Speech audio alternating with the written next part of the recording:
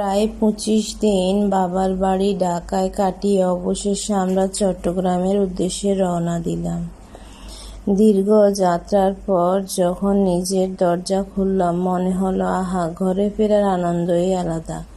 এতদিন বাইরে থাকার পর নিজের ঘর, নিজের রান্নাঘর আর চেনা পরিবেশ যেন মন ভরে গেল। কিন্তু ভাগ্যের কাকতালীয় ঘটনা হলো, আমরা যেদিন ফিরলাম সেদিন পড়ল বিয়ের এক দাওয়াত।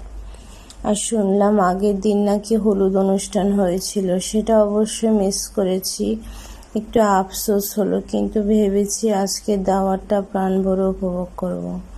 সারাদিন ভ্রমণ করেও দাওয়াতের জন্য নতুন করে উৎসাহ তৈরি হলো। ঘরে ঢোকার কিছুক্ষণের মধ্যে সবাই শুরু করলো সাজগোজ। কে কোন পোশাক পরবে, বাচ্চাদের নতুন জামা, সবকিছুই ঘরের ভেতর এক উৎসবের আমেজ। সন্ধ্যা নামতে বেরিয়ে পড়লাম আমরা। শহরের আলো, রাস্তার ভিড়, গাড়ির জানালা দিয়ে উঁকি মারা বাচ্চাদের খুশি মুখ, সবকিছুই মনে হচ্ছিল উৎসবের অংশ।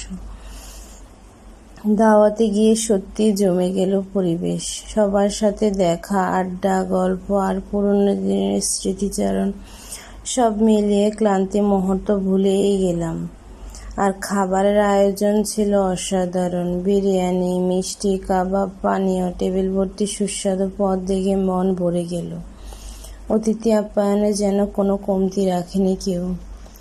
যদিও হলুদের অনুষ্ঠানটি মিস করেছি, তবুও আজকের এই দাওয়াতের আনন্দের সব আক্ষেপ ভুলে গেলাম। পরিবারের সাথে একসাথে থাকা, আনন্দ ভাগাভাগি করা, এটাই আসলে জীবনের সবচেয়ে বড় পাওয়া। ক্লান্তি, যাত্রা, দাওয়াত সবকিছু একসাথে শেষ হয়ে যায়, কিন্তু পরিবারের সাথে কাটানো এই মুহূর্তগুলো থেকে যায় চিরদিনের জন্য।